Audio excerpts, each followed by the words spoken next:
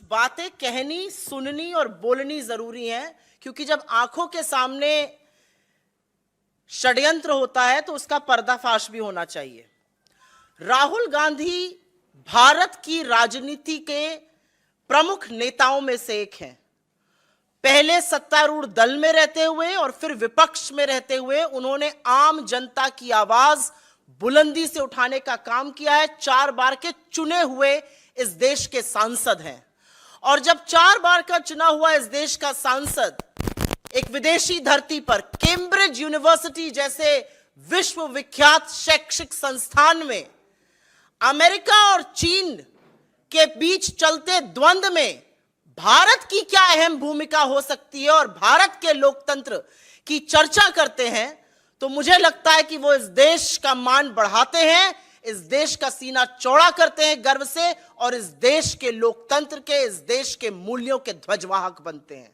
उन्होंने Cambridge university में, जिसकी एक बड़ी लेगेसी है, 1206 में स्थापित हुई थी कैम्ब्रिज यूनिवर्सिटी, और वहां पर पढ़ने वाले लोगों में स्टीफन हॉकिंग और चार्ल्स डार्विन, पंडित नेहरू और राजीव जी जैसे लोग हैं। और यहां पर बताना जरूरी है कि ये राहुल जी का भी आल्मा माटर है, वो कैम्ब्रिज में पढ़े हैं, और वहां पर as visiting fellow at the Cambridge जज बिजनेस स्कूल जब वो वक्तव्य देते हैं कि भारत की एक अहम भूमिका है एक स्ट्राइफ रिडन, एक डाइवर्जेंट दुनिया में अमेरिका और चीन की खींचतान में भारत समन्वय स्थापित कर कर एक मजबूत स्तंभ बनेगा, तो मुझे लगता है यह देश के लिए गौरव की बात है। यह देश के लिए गौरव की बात है कि विदेशी धरती पर महात्मा गांधी की आवाज को गुंजाने का काम राहुल गांधी ने किया कैम्ब्रिज में।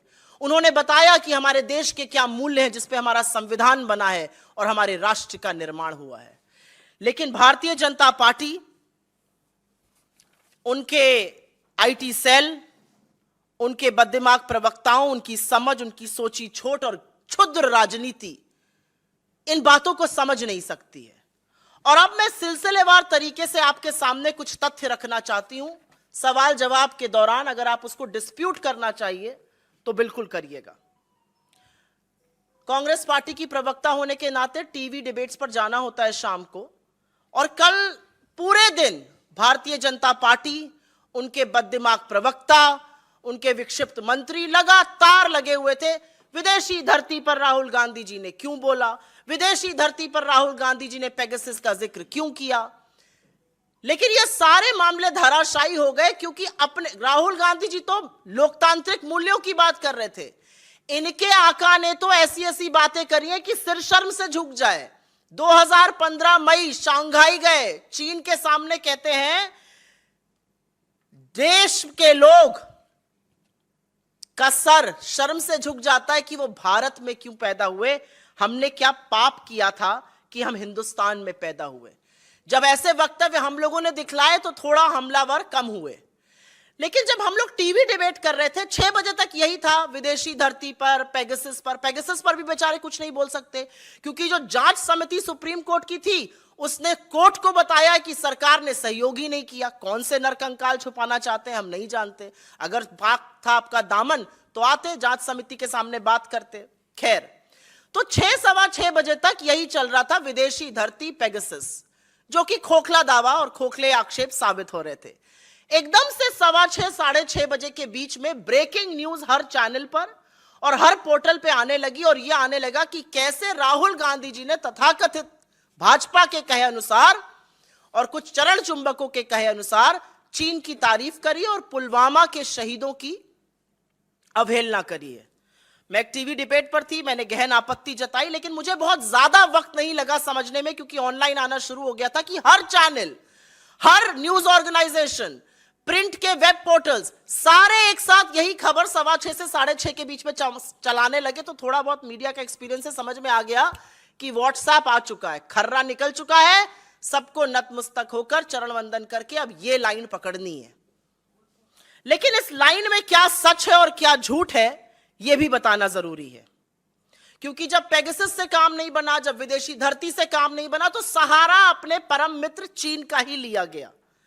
आपने खुद देख लिया है किसने क्या कहा, लेकिन दर्शकों के लिए, लोगों तक ये बात पहुंचाने के लिए मैं दोबारा से दोहरा भी देती हूं। राहुल गांधी जी कैम्ब्रिज यूनिवर्सिटी के जज बिजनेस स्कूल में बतौर विजिटिंग फेलो और भारत का एक नेता विजिटिंग फेलो बन के जाता है, ये अपने आप में गर्व की बात है, इससे सीना चौड़ा होना चाहिए, देश का मस्तक उठता है। बतौर विजिटिंग फेलो कैम्ब्रिज के अपना लेक्चर था और उस लेक्चर का टॉपिक था learning to listen in the 21st century. 21वीं सदी में लोगों की बात सुनना को कैसे सीखा जाए, इस पर वो वक्तव्य दे रहे थे।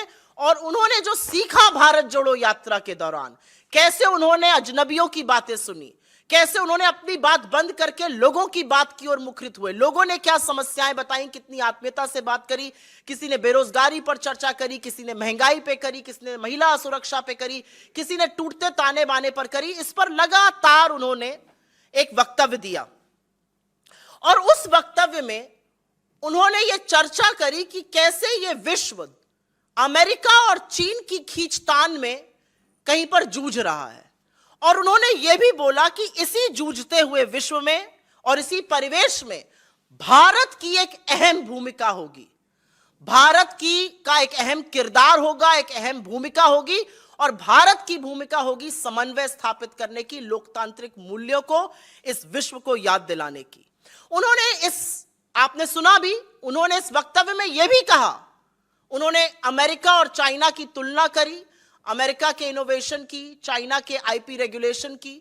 उन्होंने तुलना करी कि कैसे अमेरिका जो इकोनॉमी बना, the land of the free, और कैसे चीन जो था उसने प्रोडक्शन दुनिया का वहां पर लाया।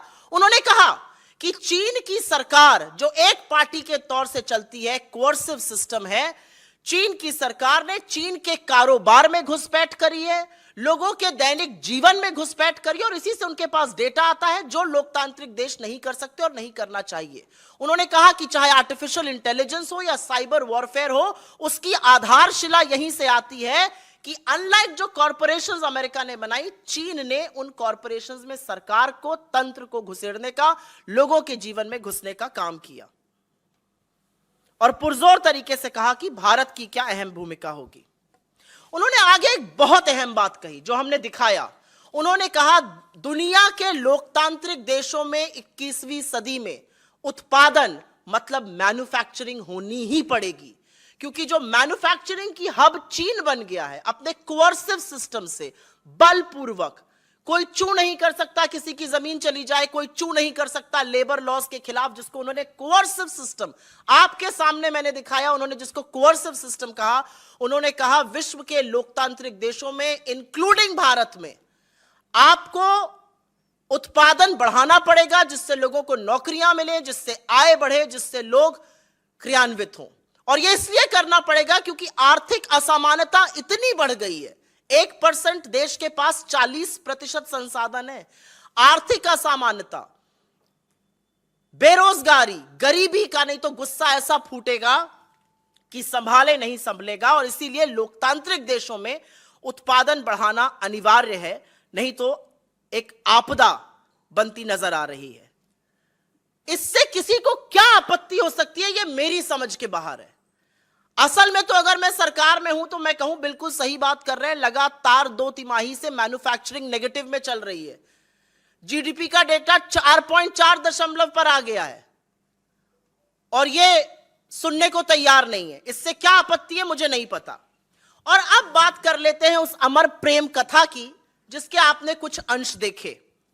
और वो ये मेरे शब्द नहीं है, ये मोदी जी के शब्द हैं। वो कहते हैं कि 2 वैश्विक नेताओं की, शी जिनपिंग की और उनके बीच में कितना अपनत्व है, कितनी आत्मीयता है, ये लोगों की समझ से बाहर की बात है।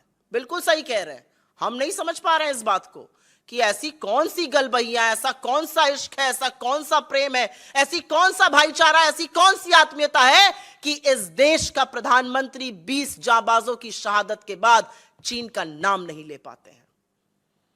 इस देश के प्रधानमंत्री साबरमती के तट पर झूला झूलते हैं शी जिनपिंग के साथ, महाबलीपुरम में शहनाई सुनते हैं, बाली जाते हैं तो 20 जांबाजों की शहादत का हिसाब नहीं मांगते हैं, खाना छोड़कर जी हजूरी में लाल शर्ट पहनकर बजाय लाल आंखों के खड़े हो जाते हैं। इस देश के चुने हुए प्रधानमंत्री की चीन से यह आत्मीयता है कि नाम लेना तो दूर, कोई घुसा हुआ नहीं कहकर उनको क्लीन चिट भी दे देते हैं। और कितना दुर्भाग्य है इस देश का कि चीन का पीएलए और हमारे प्रधानमंत्री एक ही भाषा बोलते हैं, कोई घुसा हुआ नहीं है, लेकिन हमारे पेट्रोलिंग पॉइंट्स बफर जोन बन गए हैं। 20 जांबाजों की शहादत का बदला हमने $100 बिलियन व्यापार घाटा बढ़ा कर दिया है। इन सब बातों का जवाब कौन देगा? इन सब बातों का एक ही जवाब है, ये प्यार ना होगा कम, सनम तेरी कसम। यही कहना चाह रहे हैं मोदी जी शी जिनपिंग से। मैं नहीं कह रही हूं, ये मेरे शब्द बिल्कुल नहीं है, ये मोदी जी के शब्द है कि हमारा ऐसा नाता है, वो वड़नगर आए तो फिर वो फलाना हुआ। ये समझ नहीं पाएंगे लोग कि दो लोगों में कितनी आत्मीयता हो सकती है। ये मेरे शब्द नहीं है, ये मोदी जी के शब्द है। उनसे 2 हाथ आगे, हमेशा ऐसा होता है ना, आका कुछ करता है तो जो प्रजा होती है वो 2 हाथ आगे निकल जाती है। उनसे 2 हाथ आगे इस देश के विदेश मंत्री श्री जयशंकर जी निकल गए।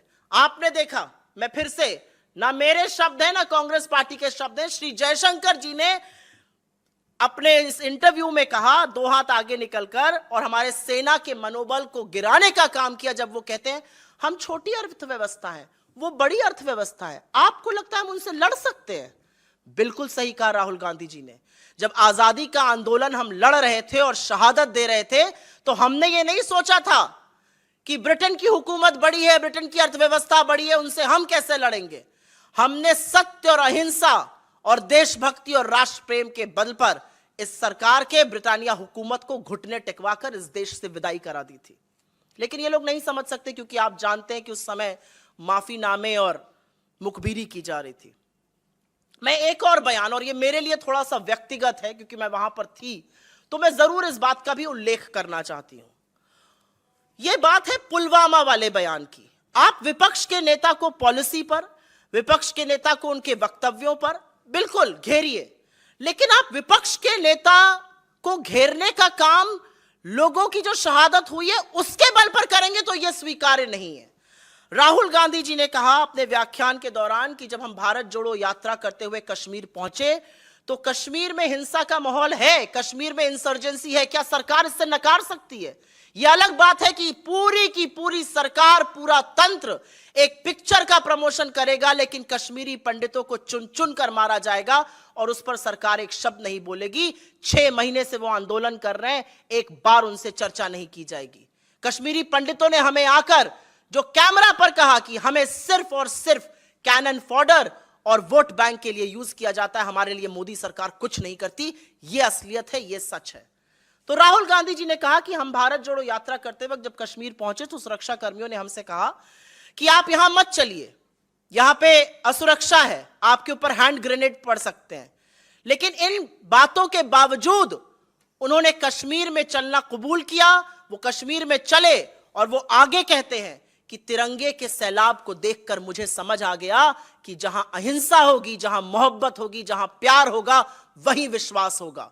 मुझसे लोगों ने कहा कि हमें लगा आप हमारी बात सुनने आए हैं, इसलिए आप यहां पर सुरक्षित हैं, और मैं सलाम करती हूं ऐसे जज्बे को। और उस पर भी, और इस पर मैं थोड़ा सा कोट करना चाहूंगी, राहुल गांधी जी ने बिल्कुल क्लियरली कहा अपनी फोटो को दिखाते हुए, there is me putting flowers on the spot where almost 40 soldiers were killed by a car bomb. आपके साथियों को, नोएडा के कमांडो वॉरियर एंकर गण को by a car bomb, in a car bomb समझ में आता है। अगर ट्रांसलेशन आप गलत कर रहे हैं तो मेरे नेता के खिलाफत आप ये नहीं कर सकते हैं। राहुल गांधी जी ने कहा 40 सैनिक जहां पर मारे गए, एक कार बॉम्ब से 300 किलो आरडीएक्स जब आया और 400 जवान वहां पे मारे गए, उस स्थल पर जाकर उन्होंने पुष्प अर्पित किए। इस बयान पर भी आप राजनीति करिएगा, इस बयान पर भी आप ओछी, गंदी, अमानवीय राजनीति करिएगा। आप भले पुलवामा ना गए, और मैं कहना नहीं चाहती थी, जब पुलवामा में सैनिकों की शहादत होती है तो अमित शाह जी इलेक्शन रैली करते रहते हैं। हमने अपने सारे कार्यक्रम स्थगित कर दिए थे। अमित शाह जी इलेक्शन रैली करते हैं और इस देश का चुना हुआ प्रधानमंत्री man versus wild Jim Corbett में बेयर ग्रिल्स के साथ शूटिंग करते रहते हैं। तमामों घंटे के बावजूद भी प्रधानमंत्री मोदी ने अपनी शूटिंग नहीं रोकी, और जब पुलवामा में सैनिकों की शहादत हुई तो प्रधानमंत्री को कोई उनकी शूटिंग से डिस्टर्ब नहीं कर पाया था। हमारे नेता ने जाके वहां पर पुष्प अर्पित किया, आप उस पर हमें बोलेंगे? इस पर तो हम आपको ऐसा मुंह तोड़ जवाब देंगे कि आपको छुपने की जगह नहीं मिलेगी।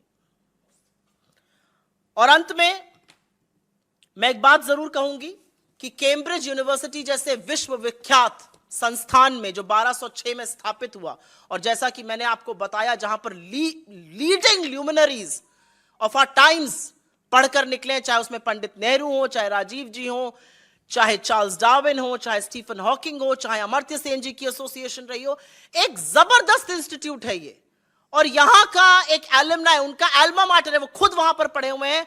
वहां पर जाकर जब वो भारत के ध्वजवाहक बनते हैं, जब वो भारत की अहम भूमिका की दुनिया में बात करते हैं, तो सिर्फ एक बात समझ में आती है, भारतीय जनता पार्टी के आरोप और उनका जो विद्रूप राजनीति है, वो या तो उनको समझ में नहीं आया कि वो क्या कह गए, लेकिन मैं उनको जरूर कहूंगी, नफरत के इस बाजार से निकलिए, अपने ज्ञान चक्षु खोलिए, अपने ऊपर एक एहसान करिए, वो 1 घंटे 1 मिनट का वक्तव्य सुनिए, आप भी बहुत सीखिएगा, इस देश को सिखाइएगा और अपने बच्चों को सिखाने लायक रहिएगा, क्योंकि चीन पर सवालों की बौछार है और उन सवालों से आप बच नहीं सकते, यह भी एक तथ्य है।